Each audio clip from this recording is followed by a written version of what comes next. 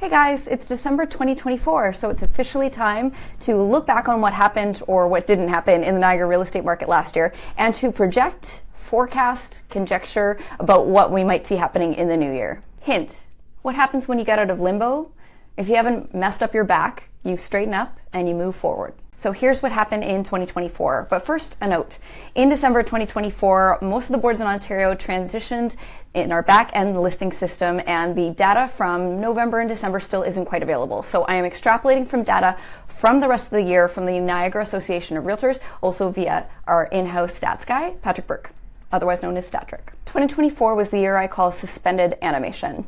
At the beginning of the year, plenty of buyers were coming out in the wintertime and prices were starting to rise. In January, the average Niagara region sale price went up by 2.3% and then up again by 8.7% in March. Plus, sales were up by 9.4% from February. However, once we hit what's normally our spring market, in April, prices went down by 2.6%. So a bit of a false start to the year. Through the next few months, prices stayed steady or dropped slightly. And despite the Bank of Canada announcements of rate decreases, finally in June and July, prices even dipped a little bit more through the summer.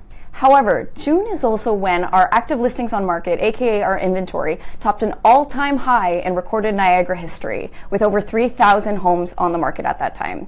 And each month in the spring-summer markets, inventory had already been well above the 10-year mark. Since about March, tons of sellers were putting their homes on the market, adding competition over competition. Because buyers weren't running out to snap up these homes, it stagnated sales. There was a feeling of decision fatigue and a lack of buying power out there. It was more of the same into October, but at least by this time, inventory had finally gone below that 3,000 level. And average sale price did eke up slightly by 1.5 points.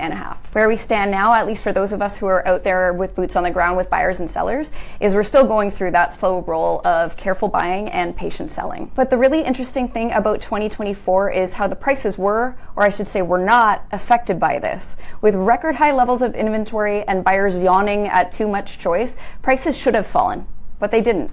The average sale price in Niagara at the end of 2024 is $695,000. What was it in 2023?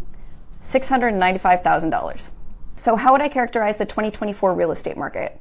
Well, if 2022 was in like a lion, out like a lamb, just as we went up massively at the beginning of the year with an average sale price of $840,000 and dropped down by the end of the year to an average sale price of $694,000. And if 2023 was the dark year, that's where Niagara real estate sales hit an all-time low. We try not to talk about that year. 2024 is the year of limbo. And not the party kind. Sales had the same kind of lags as they did in 2023, although they did pick up early on in the year and then again towards the end of this year, and in the end, we're going to be up in sales, but prices stayed flat under the limbo stick. Okay, now let's stop living in the past. Here's conjecture, forecasting, projections, the future.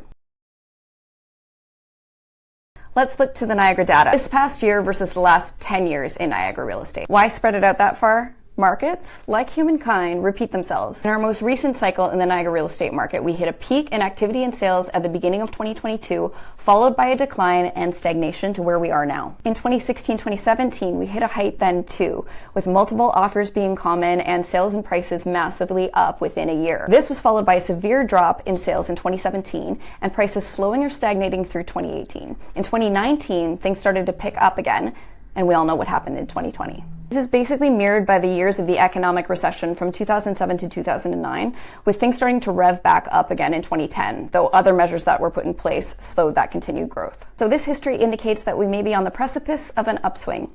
2025 looks to be the year where we start to see things come back to life in the real estate market. But if smoke comes back into our market next year, it doesn't necessarily mean there's fire. What might help? Well, those interest rates are on the decline.